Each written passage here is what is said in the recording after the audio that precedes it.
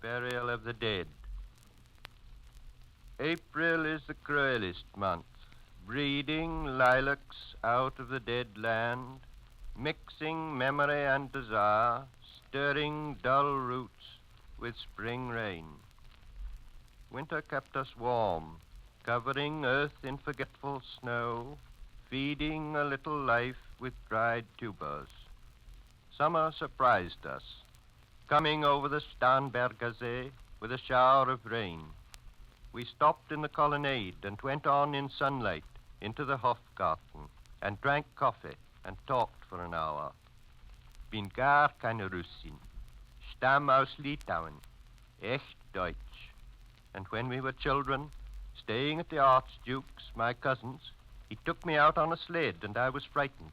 He said, Marie, Marie, hold on tight. And down we went.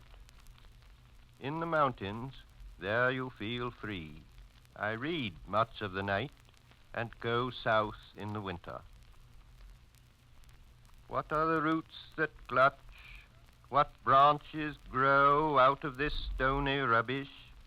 Son of man, you cannot say or guess, for you know only a heap of broken images where the sun beats. And the dead tree gives no shelter, the cricket no relief, and the dry stone no sound of water. Only there is shadow under this red rock. Come in under the shadow of this red rock, and I will show you something different from either your shadow at morning striding behind you or your shadow at evening rising to meet you. I will show you fear in a handful of dust. Frisch weht der Wind der Heimat zu. Mein irisch Kind, wo weilest du? You gave me hyacinths first a year ago. They called me the Hyacinth Girl.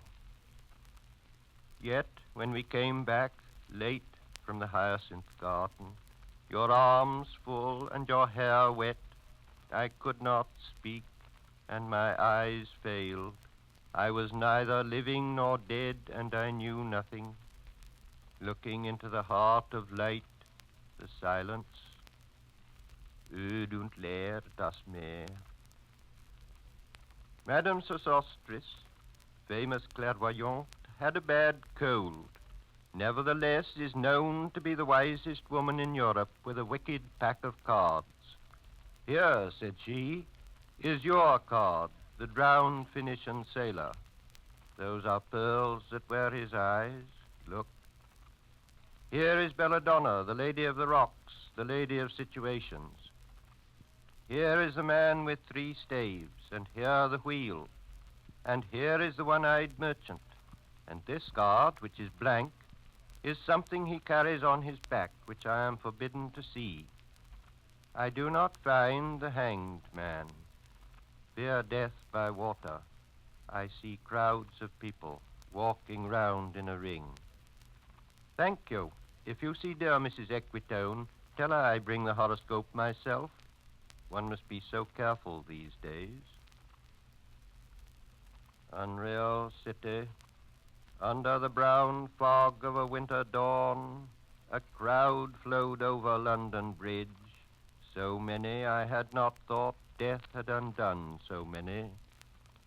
Sighs, short and infrequent, were exhaled, and each man fixed his eyes before his feet. Flowed up the hill and down King William Street to where St. Mary Woolnoth kept the hours with a dead sound on the final stroke of 9. There I saw one I knew and stopped him, crying, Stetson, you who were with me in the ships at Ballylee, that corpse you planted last year in your garden, has it begun to sprout? Will it bloom this year? Or has the sudden frost disturbed its bed? Oh, keep the dog far hence that's friend to men, or with his nails he'll dig it up again. You, hypocrite lecteur, mon semblable, mon frère.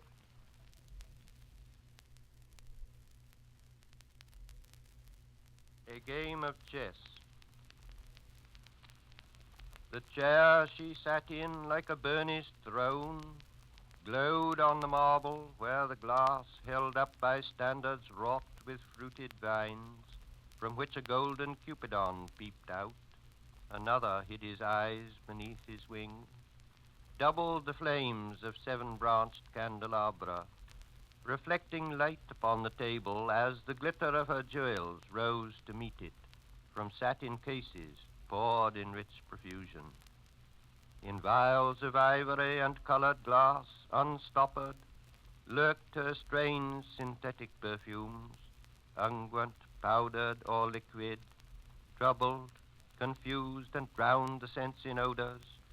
Stirred by the air that freshened from the window, these ascended, enfattening the prolonged candle flames, flung their smoke into the laquiaria, stirring the pattern on the coffered ceiling.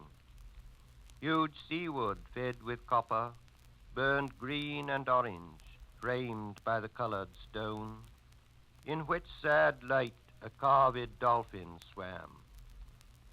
Above the antique mantel was displayed, as though a window gave upon the sylvan scene, the change of Philomel by the barbarous king so rudely forced.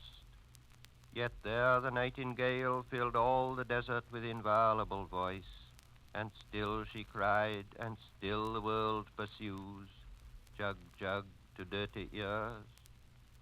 And other withered stumps of time were told upon the walls. Staring forms leaned out, leaning, hushing the room enclosed. Footsteps shuffled on the stair. Under the firelight, under the brush, her hair spread out in fiery points, glowed into words, then would be savagely still. My nerves are bad tonight. Yes, bad. Stay with me. Speak to me. Why do you never speak? Speak. What are you thinking of? What thinking? What? I never know what you are thinking. Think. I think we are in Rat's Alley, where the dead men lost their bones. What is that noise? The wind under the door. What is that noise now? What is the wind doing? Nothing again, nothing. Do you know nothing? Do you see nothing? Do you remember nothing? I remember those are pearls that wear his eyes. Are you alive or not? Is there nothing in your head? But oh, that Shakespearean rag. It's so elegant, so intelligent. What shall I do now? What shall I do? I shall rush out as I am and walk the street with my hair down, so. What shall we do tomorrow? What shall we ever do? The hot water at 10, and if it rains, a closed car at 4, and we shall play a game of chess, pressing lidless eyes and waiting for a knock upon the door. When Lil's husband got demobbed, I didn't mince my words, I said to her myself, hurry up, please, it's time. Now Albert's coming back, make yourself a bit smart. He'll want to know what you done with that money he gave you to get yourself some teeth. He did, I was there. You have them all out, Lil, and get a nice set, he said. I swear I can't bear to look at you. And no more can't I said, and think of poor Albert. He's been in the army 4 years, he wants a good time. If you don't give it him, there's others will, I said. Oh, is there, she said. Something of that, I said. Then I'll know who to thank, she said, and give me a straight look. Hurry up, please, it's time. If you don't like it, you can get on with it, I said. Others can pick and choose if you can't. But if Albert makes off, it won't be for lack of telling. You ought to be ashamed, I said, to look so antique, and her only 31. I can't help it, she said, pulling a long face. It's them pills I took to bring it off, she said. She's had 5 already and nearly died of young George. The chemist said it would be all right, but I've never been the same. You are a proper fool, I said. Well, if Albert won't leave you alone, there it is, I said. What you get married for if you don't want children? Hurry up, please. It's time. Well, that Sunday Albert was home. They had a hot gammon, and they asked me in to dinner to get the beauty of it hot. Hurry up, please. It's time. Hurry up, please. It's time. Good night, Bill. Good night, Lou. Good night, May. Good night. Ta-ta. Good night. Good night. Good night, ladies. Good night, sweet ladies. Good night. Good night.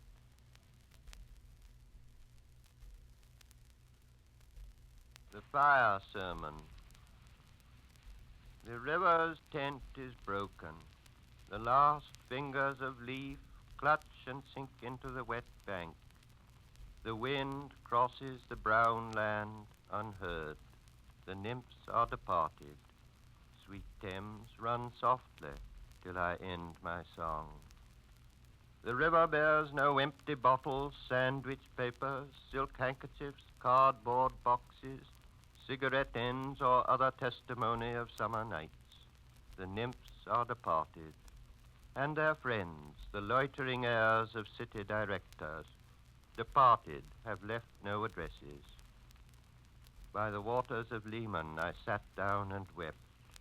Sweet Thames, run softly till I end my song. Sweet Thames, run softly, for I speak not loud or long. But at my back in a cold blast I hear the rattle of the bones, and chuckles spread from ear to ear. A rat crept softly through the vegetation, dragging its slimy belly on the bank, while I was fishing in the dull canal on a winter evening round behind the gas house, musing upon the king my brother's wreck, and on the king my father's death before him. White bodies naked on the low damp ground, and bones cast in a little low dry garret, rattled by the rat's foot only, year to year. But at my back from time to time I hear the sound of horns and motors, which shall bring Sweeney to Mrs. Porter in the spring. Oh, the moon shone bright on Mrs. Porter, and on her daughter. They wash their feet in soda water. Et oh, ces voix d'enfants chantant dans la coupole. Twit, twit, twit, jug, jug, jug, jug, jug, jug, so rudely forced. Tiroo, unreal city. Under the brown fog of a winter noon, Mr. Eugenides, the Smyrna merchant, unshaven, with a pocket full of currants, CIF London, documents at sight, asked me in demotic French to luncheon at the Cannon Street Hotel, followed by a weekend at the Metropole. At the violet hour, when the eyes and back turn upward from the desk, when the human engine waits like a taxi throbbing, waiting, I, Tiresias, though blind, throbbing between two lives, old man with wrinkled female breasts, can see at the violet hour, the evening hour that strives homeward and brings the sailor home from sea, the typist home at tea time, clears her breakfast, lights her stove and lays out food in tins. Out of the window perilously spread her drying combinations, touched by the sun's last rays. On the divan are piled, at night her bed, stockings, slippers, camisoles, and stays. I, Tiresias, old man with wrinkled dugs, perceived the scene and foretold the rest. I, too, awaited the expected guest. He, the young man carbuncular, arrives, a small house agent's clerk, with one bold stare, one of the low on whom assurance sits, has a silk hat on a Bradford millionaire. The time is now propitious, as he guesses. The meal is ended, she is bored and tired, endeavors to engage her in caresses which still are unreproved, if undesired. Flushed and decided, he assaults at once. Exploring hands encounter no defense. His vanity requires no response, and makes a welcome of indifference. And I, Tiresias, have forsuffered all enacted on this same divan or bed. I, who have sat by Thebes below the wall and walked among the lowest of the dead, bestows one final patronizing kiss and gropes his way, finding the stairs unlit. She turns and looks a moment in the glass, hardly aware of her departed lover. Her brain allows one half-formed thought to pass. Well, now that's done, and I'm glad it's over. When lovely woman stoops to folly and paces about her room again alone, she smooths her hair with automatic hand and puts a record on the gramophone. This music crept by me upon the waters, and along the Strand up Queen Victoria Street. Oh, city, city, I can sometimes hear beside a public bar in Lower Thames Street the pleasant whining of a mandoline and a clatter and a chatter from within, where fishmen lounge at noon, where the walls of MacNeice Martyr hold inexplicable splendor of Ionian white and gold. The river sweats oil and tar, the barges drift with the turning tide, red sails, wide to leeward, swing on the heavy spar. The barges wash, drifting logs down Greenwich Reach past the Isle of Dogs. Va-la-la-la-ya, va-la-la-la-ya-la-la. Elizabeth and Leicester.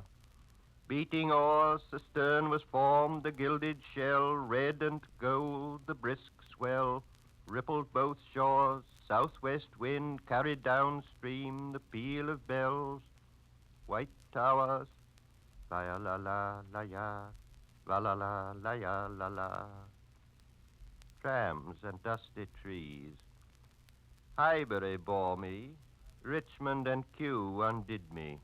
By Richmond I raised my knees, supine on the floor of a narrow canoe. My feet are at Moorgate, and my heart under my feet. After the event, he wept. He promised a new start. I made no comment. What should I resent? On Margate sands, I can connect nothing with nothing. The broken fingernails of dirty hands. My people, humble people who expect nothing. La la. To Carthage then I came, burning, burning, burning, burning. O Lord, thou pluckest me out, O Lord, thou pluckest, burning. Death by water. Phlebas the Phoenician, a fortnight dead, forgot the cry of gulls and the deep sea swell and the profit and loss. A current under sea picked his bones in whispers. As he rose and fell, he passed the stages of his age and youth, entering the whirlpool. Gentile or Jew, O you who turn the wheel and look to windward, consider Phlebas, who was once handsome and tall as you. What the thunder said. After the torchlight red on sweaty faces, after the frosty silence in the gardens, after the agony in stony places, the shouting and the crying, prison and palace, and reverberation of thunder of spring over distant mountains. He who was living is now dead. We who were living are now dying with a little patience. Here is no water but only rock. Rock and no water and the sandy road, the road winding above among the mountains, which are mountains of rock without water. If there were water, we should stop and drink. Amongst the rock one cannot stop or think. Sweat is dry and feet are in the sand. If there were only water amongst the rock. Dead mountain mouse of carious teeth that cannot spit. Here one can neither stand nor lie nor sit. There is not even silence in the mountains, but dry, sterile thunder without rain. There is not even solitude in the mountains, but red, sullen faces sneer and snarl from doors of mud-cracked houses. If there were water and no rock, If there were rock and also water, and water, a spring, a pool among the rock, if there were the sound of water only, not the cicada and dry grass singing, but sound of water over a rock, where the hermit thrush sings in the pine trees, drip, drop, drip, drop, drop, drop, drop, but there is no water. Who is the third who walks always beside you? When I count, there are only you and I together, but when I look ahead, up the white road, there is always another one walking beside you, gliding, wrapped in a brown mantle, hooded. I do not know whether a man or a woman, but who is that on the other side of you? What is that sound high in the air? Murmur of maternal lamentation. Who are those hooded hordes swarming over endless plains, stumbling in cracked earth, ringed by the flat horizon only? What is the city over the mountains? Cracks and reforms and bursts in the violet air. Falling towers. Jerusalem, Athens, Alexandria, Vienna, London. Unreal. A woman drew her long black hair out tight and fiddled whisper music on those strings, and bats with baby faces in the violet light whistled and beat their wings and crawled head downward down a blackened wall, and upside down in air were towers tolling reminiscent bells that kept the hours, and voices singing out of empty cisterns and exhausted wells. In this decayed hole among the mountains, in the faint moonlight, the grass is singing over the tumbled graves about the chapel. There is the empty chapel, only the wind's home. It has no windows, and the door swings. Dry bones can harm no one. Only a cock stood on the roof tree, cocorico, in a flash of lightning. Then a damp gust bringing rain. Ganga was sunken, and the limp leaves waited for rain while the black clouds gathered far distant. Over Himavant, the jungle crouched, humped in silence. Then spoke the thunder, Da, Datta, what have we given? My friend, blood shaking my heart, the awful daring of a moment's surrender which an age of prudence can never retract. By this and this only, we have existed, which is not to be found in our obituaries, or in memories draped by the beneficent spider, or under seals broken by the lean solicitor in our empty rooms. Dietvam. I have heard the key turn in the door once and turn once only. We think of the key, each in his prison. Thinking of the key, each confirms a prison. Only at nightfall, ethereal rumors revive for a moment a broken Coriolanus. Damyata. The boat responded gaily to the hand expert with sail and oar. The sea was calm. Your heart would have responded gaily when invited, beating obedient to controlling hands. I sat upon the shore, fishing, with the arid plain behind me. Shall I at least set my lands in order? London Bridge is falling down, falling down, falling down. Poi s'escose nel fuoco che li affina. Quando via muti che le don, oh swallow, swallow, le prince d'Aquitaine à la tour abolie. These fragments I have shored against my ruins. Why, then, I'll fit you. Hieronymo's mad again. Datta, Dayatvam, Damyata, Shanti, Shanti, Shanti.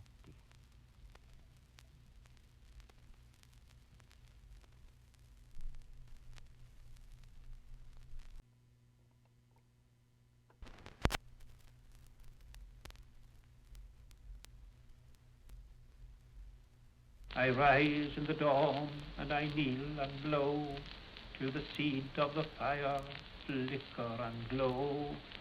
And then I must scrub and bake and sweep, till stars are beginning to blink and peep. But the young lie long and dream in their bed of the matching of ribbons for bosom and head. Their day goes over in idleness. They sigh if the wind but lift up a tress, while I must work because I am old, and the seed of the fire gets feeble and cold.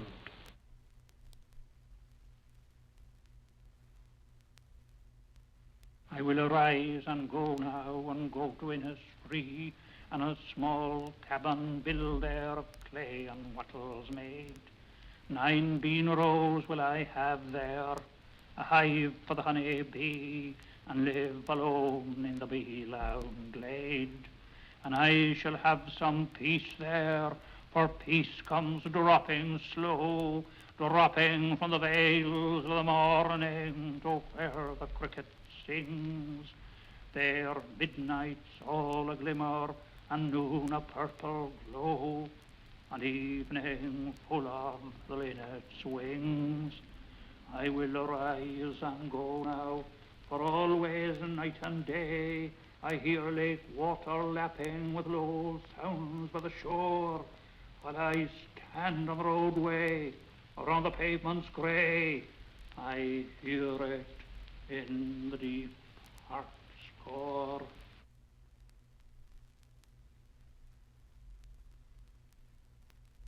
Another emblem there, that stormy white but seems a concentration of the sky, and like the soul it sails into the sight, and in the morning's gone no man knows why, and is so lovely that it sets to right what knowledge of its lack had set awry, so arrogantly pure a child might think it can be murdered with a spot of ink. Sound of a stick upon the floor, a sound that somebody that toils from chair to chair, beloved books that famous hands have bound, old marble heads, old pictures everywhere, great rooms where travelled men and children found content or joy, a last inheritor where none has reigned that lacked a name and fame, or out of folly into folly came.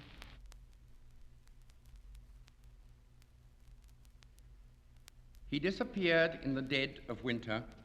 The brooks were frozen, the airports almost deserted, and snow disfigured the public statues. The mercury sank in the mouth of the dying day. Oh, all the instruments agree, the day of his death was a dark, cold day. Far from his illness, the wolves ran on through the evergreen forests. The peasant river was untempted by the fashionable quays. By mourning tongues, the death of the poet was kept from his poems. But for him, it was his last afternoon as himself, an afternoon of nurses and rumours. The provinces of his body revolted, the squares of his mind were empty, silence invaded the suburbs, the current of his feeling failed. He became his admirers. Now he is scattered among 100 cities, and wholly given over to unfamiliar affections, to find his happiness in another kind of wood, and be punished under a foreign code of conscience. The words of a dead man are modified in the guts of the living. But in the importance and noise of tomorrow, when the brokers are roaring like beasts on the floor of the bourse, and the poor have the sufferings to which they are fairly accustomed, and each in the cell of himself is almost convinced of his freedom, a few thousand will think of this day as one thinks of a day when one did something slightly unusual. Oh, all the instruments agree, the day of his death was a dark, cold day. You were silly like us. Your gift survived it all. The parish of rich women, physical decay, yourself. Mad Ireland hurt you into poetry. Now Ireland has her madness and her weather still. For poetry makes nothing happen. It survives in the valley of its saying, where executives would never want to tamper. It flows south from ranches of isolation and the busy griefs, raw towns that we believe and die in. It survives a way of happening, a mouth. Earth, receive an honoured guest. William Yeats is laid to rest. Let the Irish vessel lie, emptied of its poetry. Time that is intolerant of the brave and innocent, and indifferent in a week to a beautiful physique, worships language and forgives everyone by whom it lives, pardons cowardice, conceit, lays its honours at their feet. In the nightmare of the dark, all the dogs of Europe bark, and the living nations wait, each sequestered in its hate. Intellectual disgrace stares from every human face, and the seas of pity lie, locked and frozen in each eye. Follow, poet, follow right to the bottom of the night, with your unconstraining voice, till persuade us to rejoice. With the farming of a verse, make a vineyard of the curse, sing of human unsuccess in a rapture of distress. In the deserts of the heart, let the healing fountain start. In the prison of his days, teach the free man how to praise.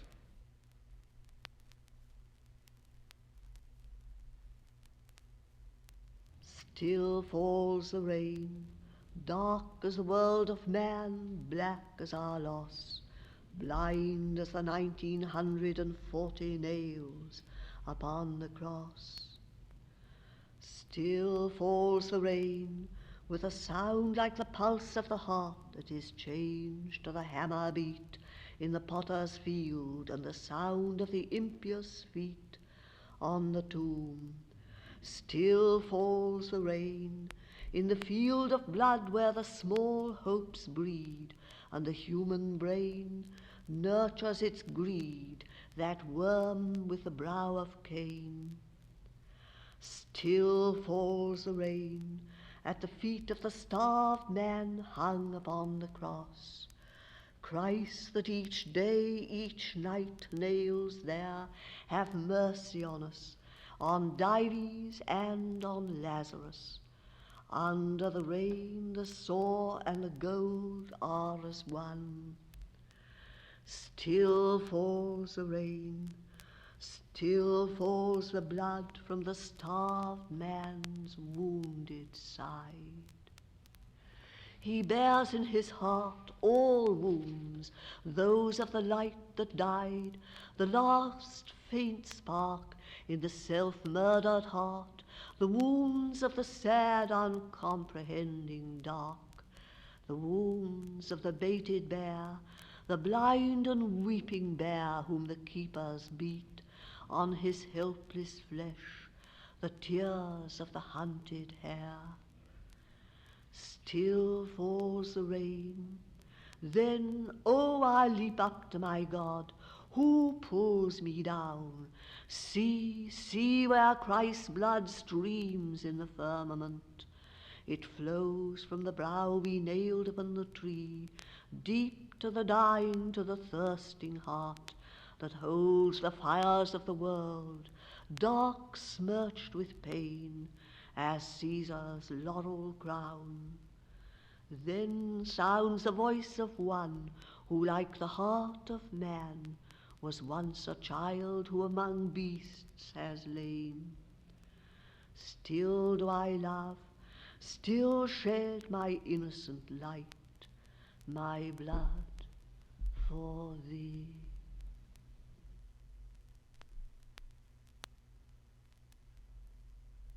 Never until the mankind making, bird, beast, and flower, fathering and all humbling darkness, tells with silence the last light breaking, and the still hour is come of the sea tumbling in harness, and I must enter again the round Zion of the water bead and the synagogue of the ear of corn. Shall I let pray the shadow of a sound, or sow my salt seed in the least valley of sackcloth to mourn the majesty and burning of the child's death? I shall not murder the mankind of her going with a grave truth, nor blaspheme down the stations of the breath with any further elegy of innocence and youth. Deep with the first dead lies London's daughter, robed in the long friends, the grains beyond age, the dark veins of her mother, secret by the unmourning water of the riding Thames. After the first death, there is no other.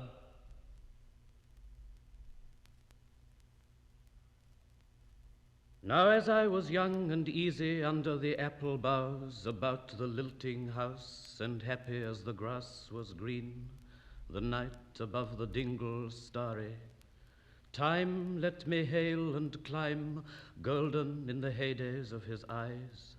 And honored among wagons I was prince of the apple towns, and once below a time my lordly had the trees and leaves trail with daisies and barley down the rivers of the windfall light.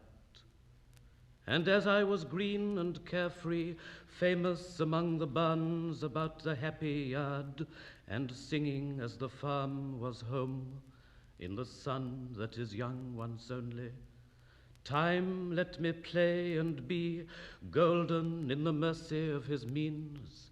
And green and golden I was huntsman and herdsman, the calves sang to my horn, the foxes on the hills barked clear and cold, and the Sabbath rang slowly in the pebbles of the holy streams. All the sun long it was running, it was lovely, the hay fields high as the house, the tunes from the chimneys. It was air and playing, lovely and watery, and fire green as grass. And nightly under the simple stars, as I rode to sleep, the owls were bearing the farm away.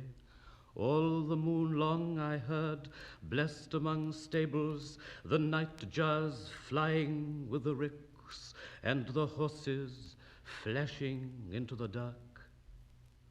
And then to awake, and the farm like a wanderer white with the dew come back, the cock on his shoulder. It was all shining, it was Adam and maiden, the sky gathered again, and the sun grew round that very day. So it must have been after the birth of the simple light in the first spinning place, the spellbound horses walking warm out of the whinnying green stable onto the fields of praise. And honored among foxes and pheasants by the gay house, under the new-made clouds, and happy as the heart was long, in the sun borne over and over, I ran my heedless ways.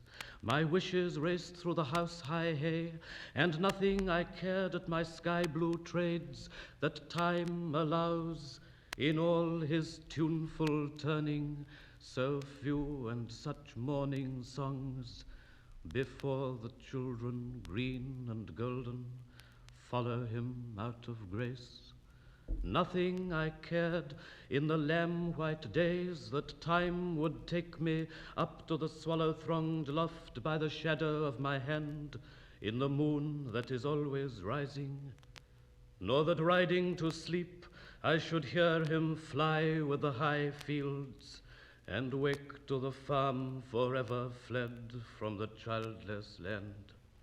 Oh, as I was young and easy in the mercy of his means, time held me green and dying, though I sang in my chains like the sea.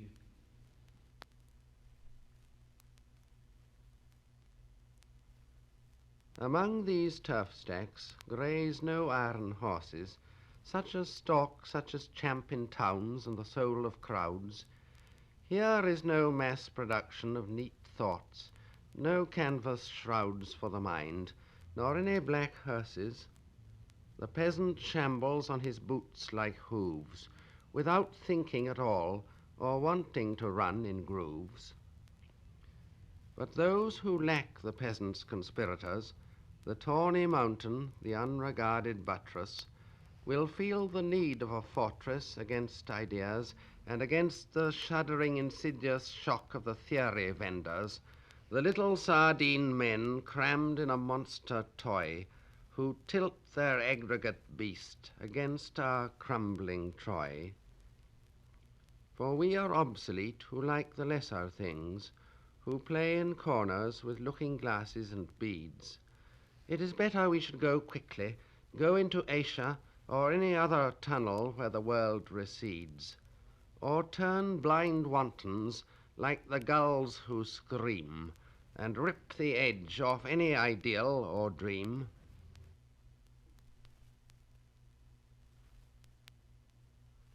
With prune dark eyes, thick lips, jostling each other, these, disinterred from Europe, throng the deck to watch their hope heave up in steel and concrete, powerful but delicate as a swan's neck, thinking, each of them, the worst is over, and we do not want any more to be prominent or rich, only to be ourselves, to be unmolested and make ends meet.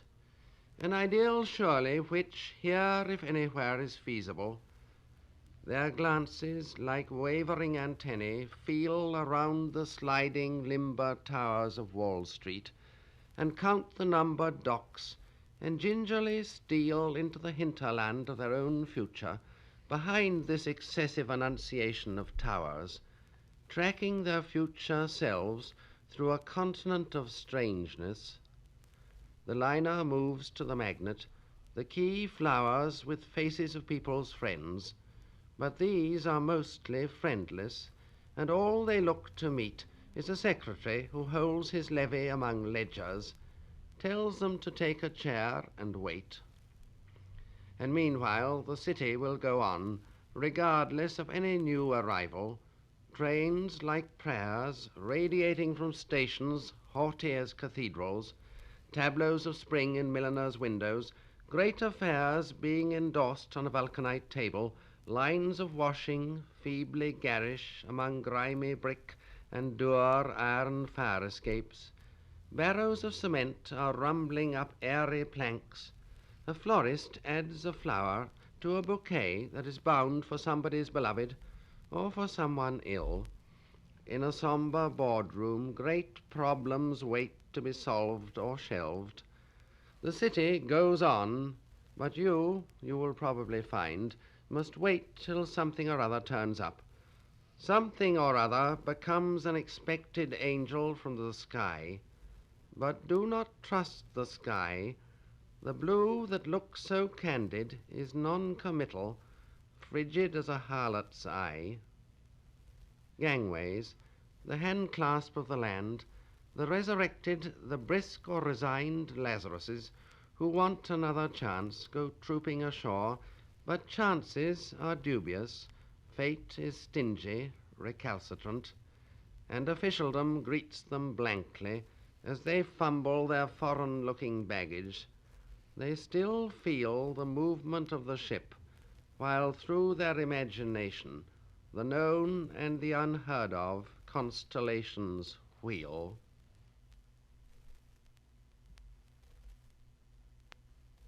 There is one story, and one story only, that will prove worth your telling, whether as learned bard or gifted child. To it, All lines, all lesser gauds belong, that startle with their shining such common stories as they stray into. Is it of trees you tell, their months and virtues, of strange beasts that beset you, of birds that croak at you the triple will, or of the zodiac and how slow it turns below the boreal crown, prison of all true kings that ever reigned? Water to water, arc again to arc, from woman back to woman, so each new victim treads unfalteringly the never-altered circuit of his fate, bringing 12 peers as witness both to his starry rise and starry fall. Or is it of the Virgin's silver beauty, all fish below the thighs? She in her left hand bears a leafy quince. When with her right she crooks a finger, smiling, how may the king hold back? Royally then he barters life for love. Or of the undying snake from chaos hatched, whose coils contain the ocean, into whose chops with naked sword he springs, then in black water, tangled by the reeds, battles 3 days and nights, to be spewed up beside her scalloped shore. Much snow is falling, winds roar hollowly, the owl hoots from the elder. Fear in your heart cries to the loving cup, sorrow to sorrow as the sparks fly upward. The log groans and confesses there is one story and one story only. Dwell on her graciousness, dwell on her smiling. Do not forget what flowers the great boar trampled down in ivy time. Her brow was creamy as the crested wave. Her sea-blue eyes were wild, but nothing promised that is not performed.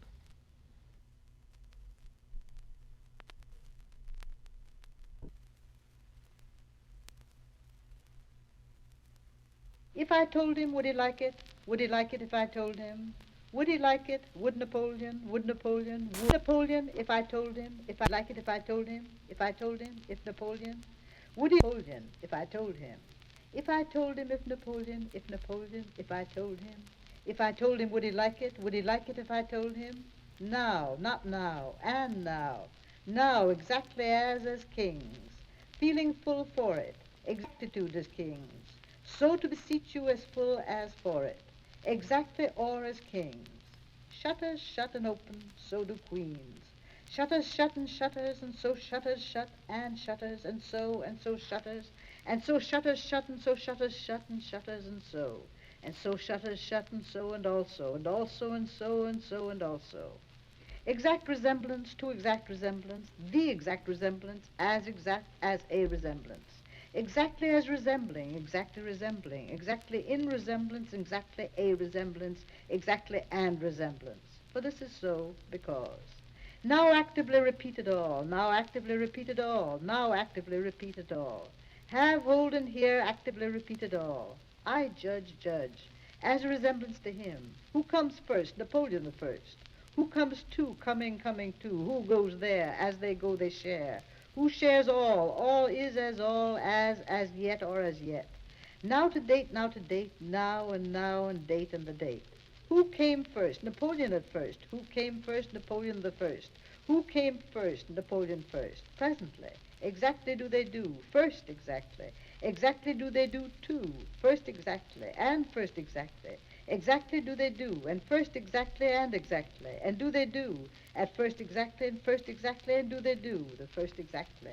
And do they do the first exactly, at first exactly, first as exactly, at first as exactly, presently as presently, as presently. He, and he, and he, and he, and he, and he, and as he, and as he, and he. He is, and as he is, and as he is, and he is. He is, and as he, and as he is, and he, and he, and he, and he. Can curls rob, can curls quote quotable, as presently, as exactitude, as trains, has trains, as trains presently, proportions presently, as presently, Farther and farther was the king or room, farther and whether. Was there, what was there, what was there, there was there. Whether and in there, as even say so. One I land, two I land, three the land, three the land, three the land, two I land, one I land, two I land, as a so. They cannot a note, they cannot afloat, they cannot, they dote, they cannot, they as denote. Miracles play fairly well, as or as presently. Let me recite what history teaches,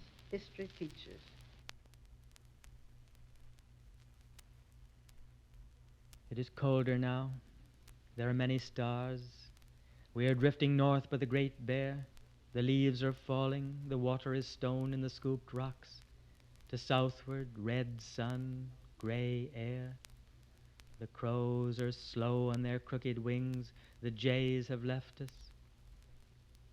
Long since we passed the flares of Orion. Each man believes in his heart he will die. Many have written last thoughts and last letters. None know if our deaths are now or forever. None know if this wandering earth will be found. We lie down and the snow covers our garments. I pray you, if any open this writing, make in your mouths the words that were our names. I will tell you all we have learned. I will tell you everything. The earth is round. There are springs under the orchards. The loam cuts with a blunt knife. Beware of elms and thunder. The lights in the sky are stars. We think they do not see. We think also the trees do not know. Nor the leaves of the grasses hear us. The birds too are ignorant. Do not listen. Do not stand at dark in the open windows. We before you have heard this. They are voices. They are not words at all, but the wind rising. Also, none among us has seen God. We have thought often the flaws of sun in the late and driving weather pointed to one tree, but it was not so. As for the nights, I warn you the nights are dangerous. The wind changes at night and the dreams come. It is very cold. There are strange stars near Arcturus. Voices are crying an unknown name in the sky.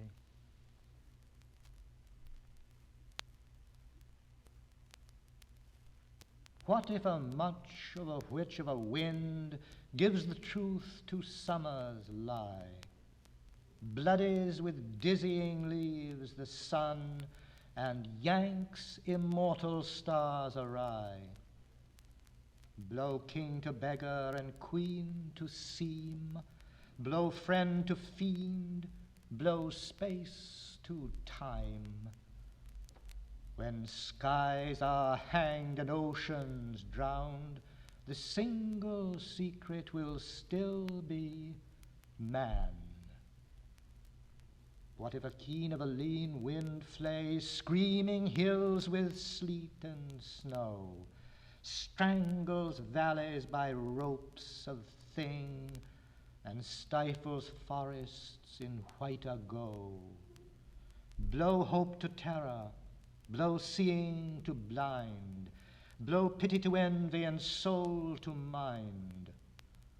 Whose hearts are mountains, roots are trees, it's they shall cry hello to the spring.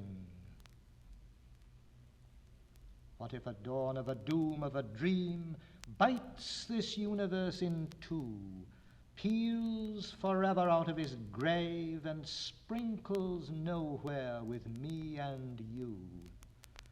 Blow soon to never and never to twice. Blow life to isn't, blow death to was. All nothings, only our hugest home.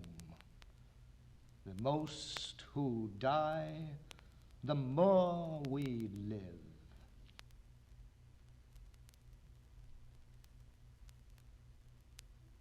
Sweet spring is your time, is my time, is our time. for springtime is love time, and viva sweet love. All the merry little birds are flying in, the floating in, the very spirits singing in, are winging in the blossoming. Lovers go and lovers come, a-wandering, but any two are perfectly alone, there's nobody else alive. Such a sky and such a sun I never knew, and neither did you. And everybody never breathed quite so many kinds of yes. Not a tree can count his leaves, each herself by opening, but shining who by thousands mean only one amazing thing. Secretly adoring, shyly, tiny winging, darting, floating, merry in the blossoming, always joyful selves are singing. Sweet spring, is your time, is my time, is our time, for springtime is love time, and viva sweet love.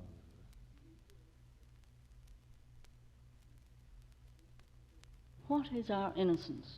What is our guilt? All are naked, none is safe.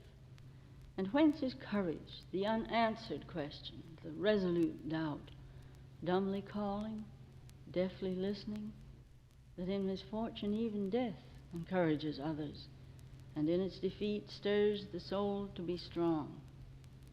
He sees deep and is glad who accedes to mortality, and in his imprisonment rises upon himself as the sea in a chasm, struggling to be free and unable to be, in its surrendering, finds its continuing. So he who strongly feels behaves, the very bird grown taller as he sings, steals his form straight up. Though he is captive, his mighty singing says, satisfaction is a lowly thing. How pure a thing is joy. This is mortality. This is eternity.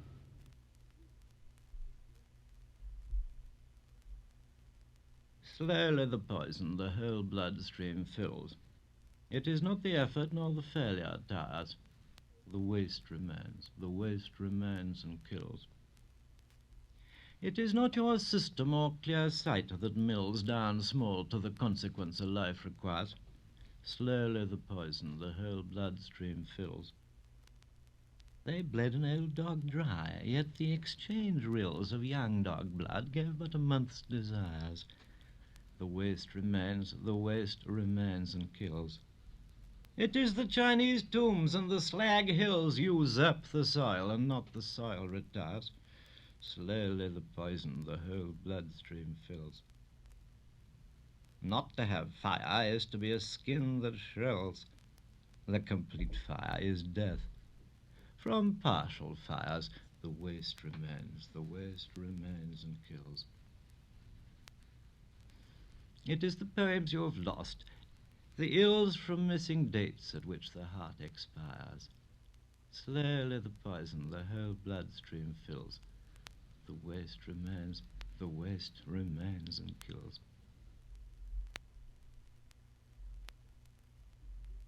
I think continually of those who were truly great, who, from the womb, remembered the soul's history through corridors of light, where the hours are suns, endless and singing, whose lovely ambition was that their lips, still touched with fire, should tell of the spirit, clothed from head to foot in song, and who hoarded from the spring branches the desires falling across their bodies like blossoms. What is precious is never to forget the essential delight of the blood drawn from ageless springs, breaking through rocks in worlds before our earth, never to deny its pleasure in the morning simple light, nor its grave evening demand for love, never to allow gradually the traffic to smother with noise and fog the flowering of the spirit. Near the snow, near the sun, in the highest fields, see how these names are fated by the waving grass and by the streamers of white cloud and whispers of wind in the listening sky. The names of those who in their lives fought for life, who wore at their hearts the fire's center. Born of the sun, they traveled a short while toward the sun and left the vivid air signed with their honor.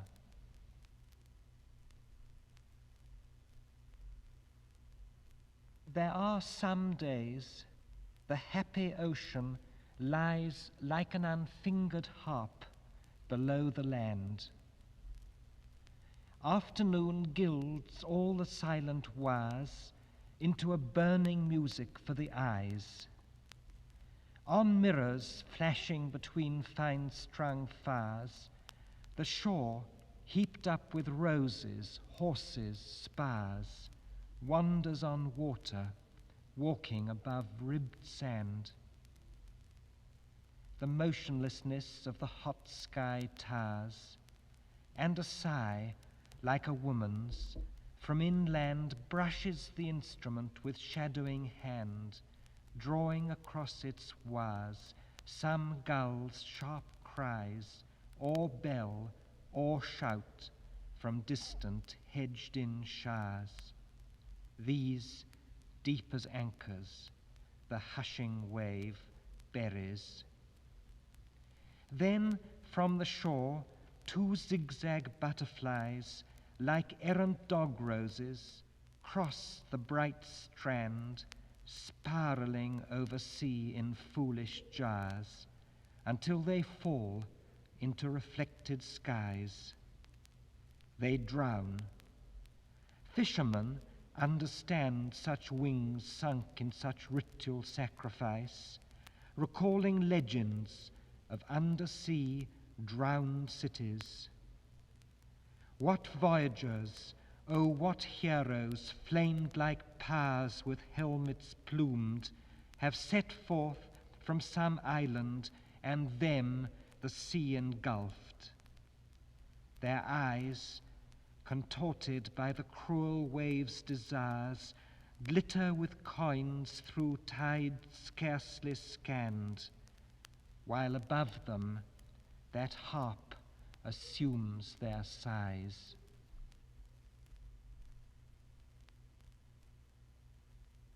How shall we praise the magnificence of the dead, the great men humbled, the haughty brought to dust? Is there a horn we should not blow as proudly for the meanest of us all, who creeps his days, guarding his heart from blows, to die obscurely? I am no king, have laid no kingdoms waste, taken no princes captive, led no triumphs of weeping women through long walls of trumpets. Say rather, I am no one or an atom.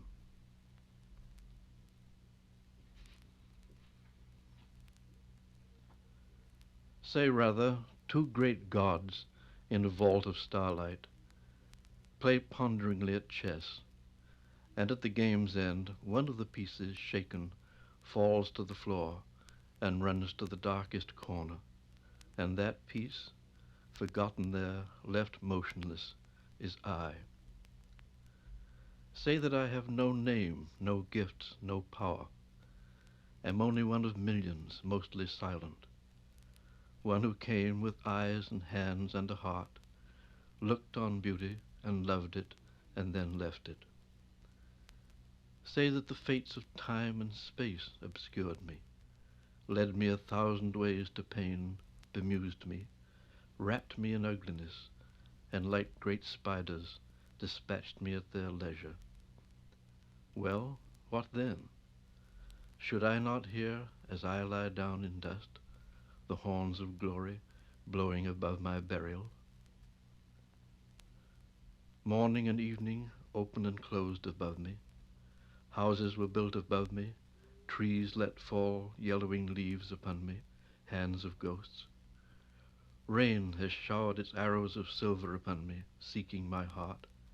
Winds have roared and tossed me. Music in long blue waves of sound has borne me a helpless weed to shores of unthought silence. Time above me, within me, crashed its gongs of terrible warning, sifting the dust of death. And here I lie. Blow now your horns of glory harshly over my flesh, you trees, you waters. You stars and suns, Canopus, Deneb, Regal, let me as I lie down here in this dust, hear far off your whispered salutation. Roar now above my decaying flesh, you winds. Whirl out your earth sense over this body. Tell me of ferns and stagnant pools, wild roses, hillsides. Anoint me, rain. Let crash your silver arrows on this hard flesh. I am the one who named you. I lived in you, and now I die in you. I, your son, your daughter, treader of music, lie broken, conquered. Let me not fall in silence. I, the restless one, the circler of circles, herdsman and roper of stars, who could not capture the secret of self. I, who was tyrant to weaklings, striker of children, destroyer of women, corrupter of innocent dreamers and laugher at beauty. I, too easily brought to tears and weakness by music, baffled and broken by love, the helpless beholder of the war in my heart, of desire with desire, the struggle of hatred with love, terror with hunger. I, who laughed without knowing the cause of my laughter, who grew without wishing to grow, a servant to my own body, loved without reason the laughter and flesh of a woman, enduring such torments to find her. I, who at last grow weaker, struggle more feebly, relent in my purpose, choose for my triumph an easier end, look backward at earlier conquests, or, caught in the web, cry out in a sudden and empty despair, Tetelestai. Pity me now. I, who was arrogant, beg you. Tell me, as I lie down, that I was courageous. Blow horns of victory now, as I reel and am vanquished. Shatter the sky with trumpets above my grave. Look, this flesh, how it crumbles to dust and is blown. These bones, how they grind in the granite of frost and are nothing. This skull, how it yawns for a flicker of time in the darkness, yet laughs not and sees not. It is crushed by a hammer of sunlight, and the hands are destroyed. Press down through the leaves of the jasmine, dig through the interlaced roots, never more will you find me. I was no better than dust, yet you cannot replace me. Take the soft dust in your hand. Does it stir? Does it sing? Has it lips and a heart? Does it open its eyes to the sun? Does it run? Does it dream? Does it burn with a secret, or tremble in terror of death, or ache with tremendous decisions? Listen. It says, I lean by the river. The willows are yellowed with bud. White clouds roar up from the south and darken the ripples, but they cannot darken my heart, nor the face like a star in my heart. Rain falls on the water and pelts it and rings it with silver. The willow trees glisten, the sparrows chirp under the eaves, but the face in my heart is a secret of music. I wait in the rain and am silent. Listen again. It says, I have worked, I am tired.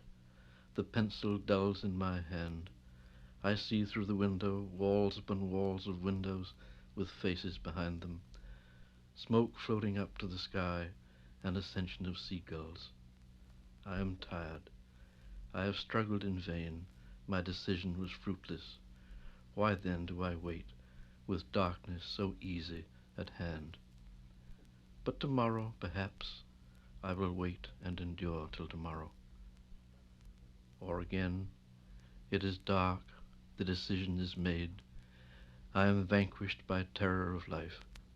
The walls mount slowly about me in coldness. I had not the courage. I was forsaken. I cried out, was answered by silence. Tetelestai. Hear how it babbles. Blow the dust out of your hand with its voices and visions. Tread on it, forget it, turn homeward with dreams in your brain. This, then, is the humble, the nameless, the lover, the husband and father, the struggler with shadows, the one who went down under shoutings of chaos, the weakling who cried his forsaken like Christ on the darkening hilltop. This, then, is the one who implores as he dwindles to silence, a fanfare of glory, and which of us dares to deny him?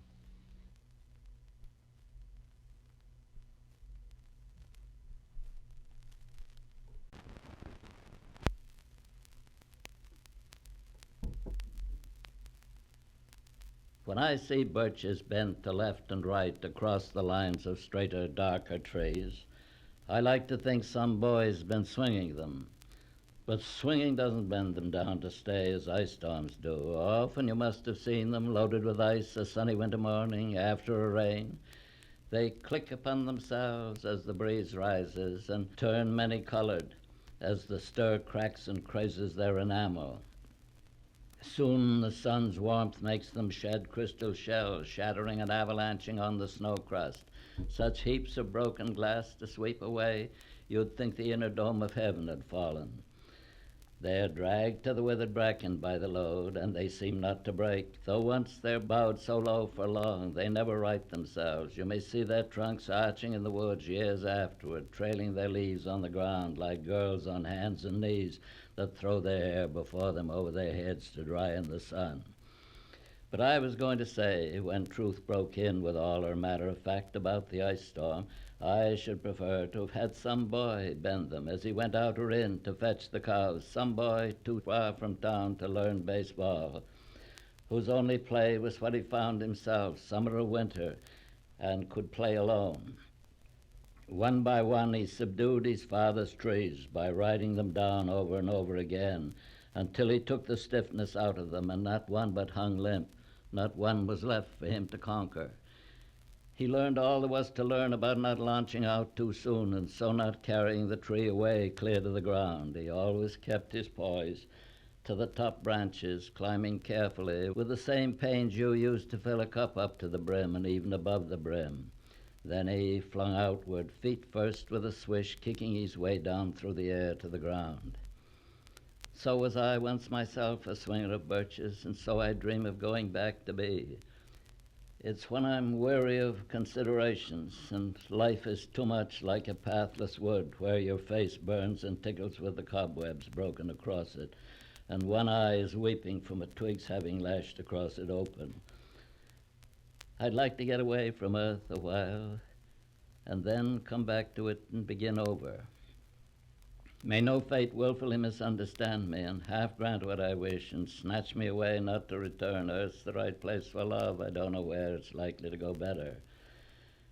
I'd like to go by climbing a birch tree and climb black branches up a snow-white trunk toward heaven till the tree could bear no more but dipped its top and set me down again. That would be good both going and coming back.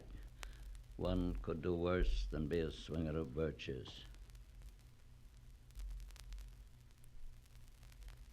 My long two-pointed ladder's sticking through a tree toward heaven still.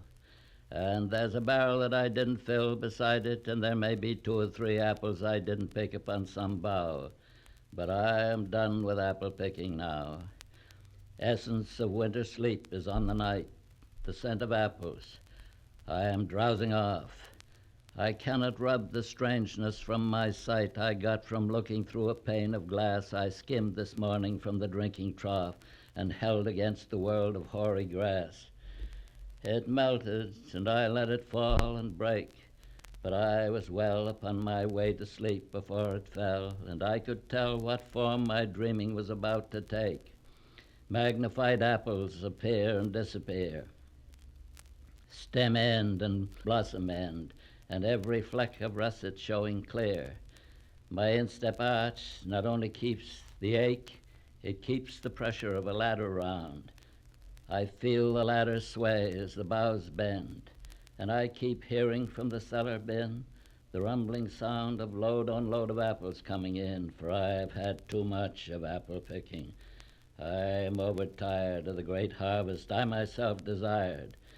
There were 10,000 fruit to touch, cherish in hand, let down and not let fall. For all that struck the earth, no matter if not bruised or spiked with stubble, went surely to the cider apple heap, as of no worth. One can see what will trouble this sleep of mine, whatever sleep it is. Were he not gone, the woodchuck could say whether it's like his long sleep as I describe its coming on, or just some human sleep.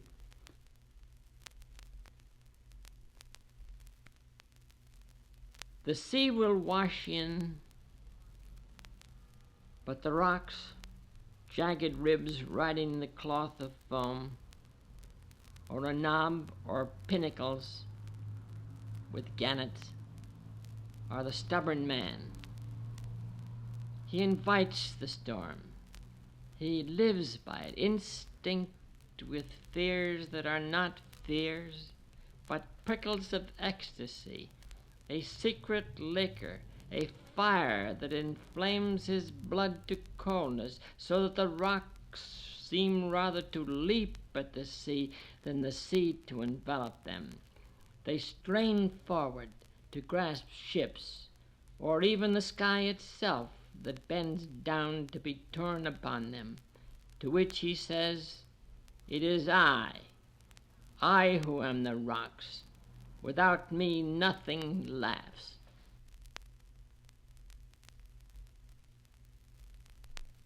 She sang beyond the genius of the sea.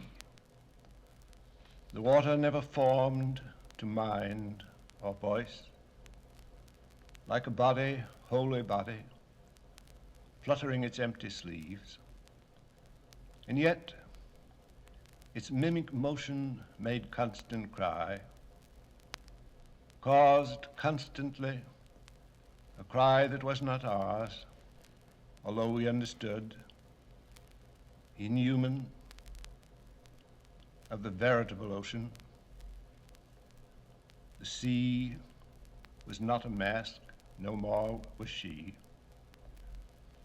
The song and water were not medleyed sound, even if what she sang was what she heard, since what she sang was uttered word by word. It may be that in all her phrases stirred the grinding water and the gasping wind, but it was she, and not the sea, we heard. For she was the maker of the song she sang. The ever-hooded, tragic-gestured sea was merely a place by which she walked to sing. Whose spirit is this, we said, because we knew it was the spirit that we sought, and knew that we should ask this often as she sang. If it was only the dark voice of the sea that rose, or even colored by many waves, if it was only the outer voice of sky and cloud, of the sunken coral water-walled, however clear, it would have been deep air, the heaving speech of air, a summer sound repeated in a summer without end and sound alone. But it was more than that. More even than her voice and ours. Among the meaningless plungings of water and wind, theatrical distances, bronze shadows heaped on high horizons, mountainous atmospheres of sky and sea. It was her voice that made the sky acutest at its vanishing. She measured to the hour its solitude. She was the single artificer of the world in which she sang. And when she sang, the sea, whatever self it had, became the self that was her song, for she was the maker. Then we, as we beheld her striding there alone, knew that there never was a world for her except the one she sang. And singing made. Ramon Fernandez, tell me, if you know, why, when the singing ended and we turned toward the town, tell why the glassy lights, the lights in the fishing boats at anchor there, as the night descended, tilting in the air, mastered the night and portioned out the sea, fixing emblazoned zones and fiery poles, arranging, deepening, enchanting night. Oh, blessed rage for order, pale Ramon. The maker's rage to order words of the sea,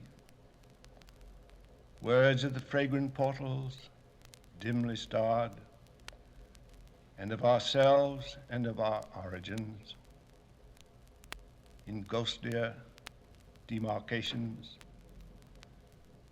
keener sounds.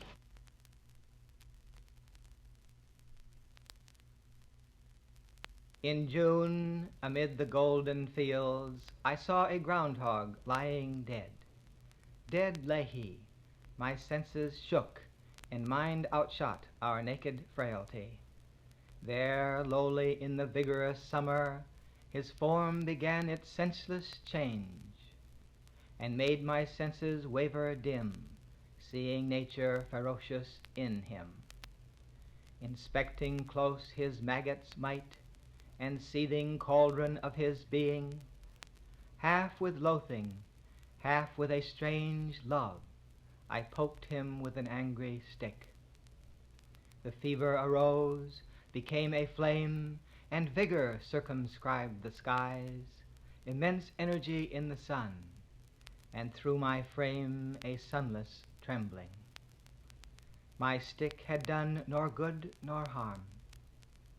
Then stood I silent in the day, watching the object as before, and kept my reverence for knowledge, trying for control, to be still, to quell the passion of the blood, until I had bent down on my knees, praying for joy in the sight of decay.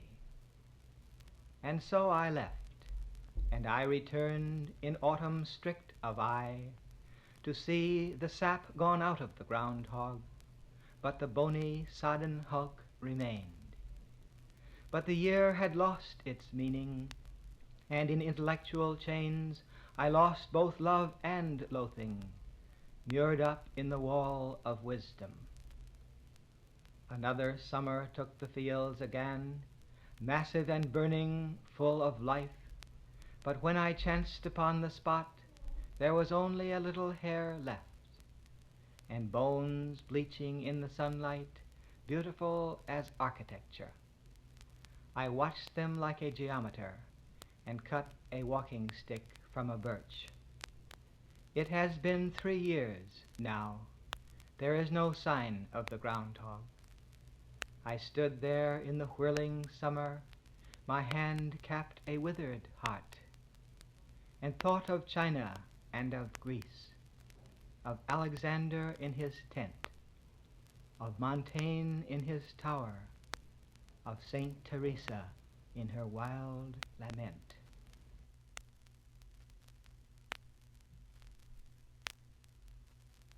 Half squatter, half tenant, no rent, a sort of inheritance, white, in your 30s now, and supposed to supply me with vegetables. But you don't, or you won't, or you can't get the idea through your brain. The world's worst gardener since Cain. Tilted above me, your gardens ravish my eyes. You edge the beds of silver cabbages with red carnations, and lettuces mix with alyssum. And then umbrella ants arrive, or it rains for a solid week, and the whole thing's ruined again, and I buy you more pounds of seeds, imported, guaranteed, and eventually you bring me a mystic 3-legged carrot, or a pumpkin bigger than the baby. I watch you through the rain, trotting light, on bare feet, up the steep paths you have made, or your father and grandfather made, all over my property, with your head and back inside a sodden burlap bag, and feel I can't endure it another minute. Then indoors, beside the stove, keep on reading a book. You steal my telephone wires, or someone does. You starve your horse and yourself and your dogs and family. Among endless variety, you eat boiled cabbage stalks. And once I yelled at you so loud to hurry up and fetch me those potatoes, your holy hat flew off. You jumped out of your clogs, leaving 3 objects arranged in a triangle at my feet, as if you'd been a gardener in a fairy tale all this time, and at the word potatoes had vanished to take up your work of fairy prince somewhere. The strangest things happen to you. Your cow eats a poison grass and drops dead on the spot. Nobody else's does. And then your father dies, a superior old man with a black plush hat and a mustache like a white spread-eagled seagull. The family gathers, but no, you don't think he's dead. I look at him. He's cold. They're burying him today. But you know, I don't think he's dead. I give you money for the funeral, and you go and hire a bus for the delighted mourners. So I have to hand over some more, and then have to hear you tell me you pray for me every night.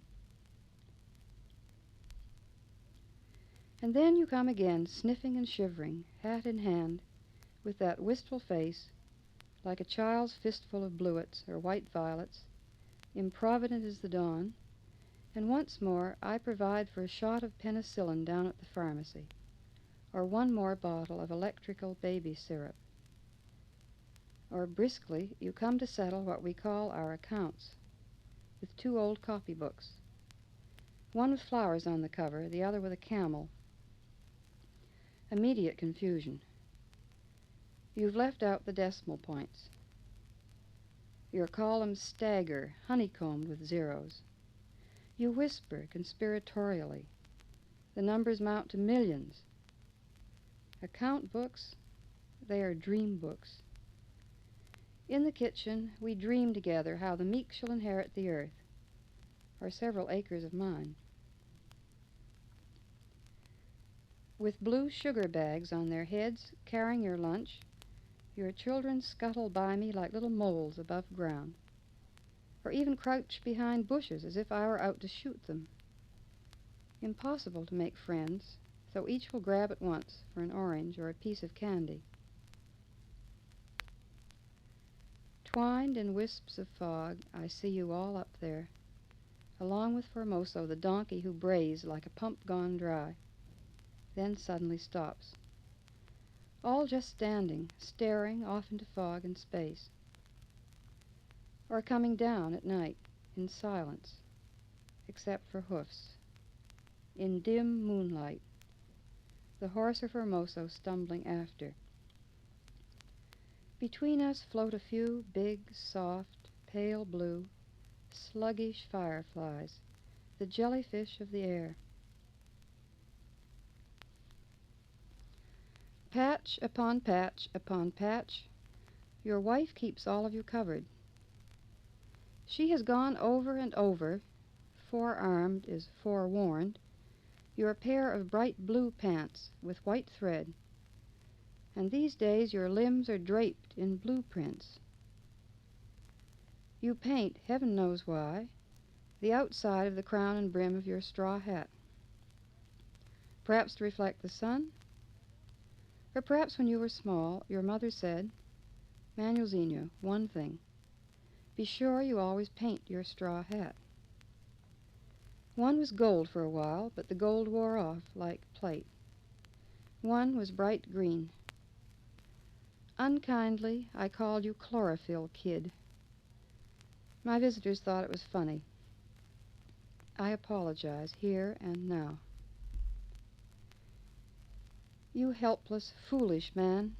I love you all I can, I think. Or do I? I take off my hat, unpainted and figurative, to you. Again, I promise to try.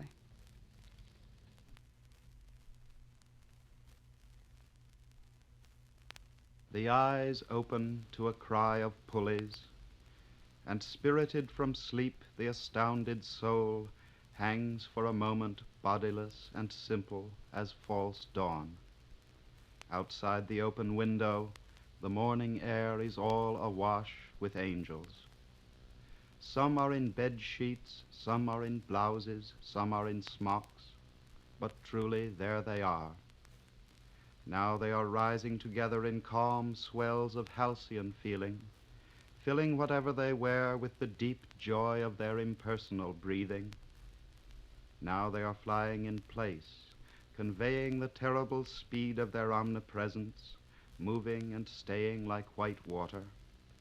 And now, of a sudden, they swoon down into so rapt a quiet that nobody seems to be there. The soul shrinks from all that it is about to remember, from the punctual rape of every blessed day, and cries, "Oh, let there be nothing on earth but laundry, nothing but rosy hands in the rising steam, and clear dances done in the sight of heaven." Yet, as the sun acknowledges with a warm look the world's hunks and colors, the soul descends once more in bitter love to accept the waking body, saying now in a changed voice, as the man yawns and rises, "Bring them down from their ruddy gallows. Let there be clean linen for the backs of thieves. Let lovers go fresh and sweet to be undone, and the heaviest nuns walk in a pure floating of dark habits, keeping their difficult balance."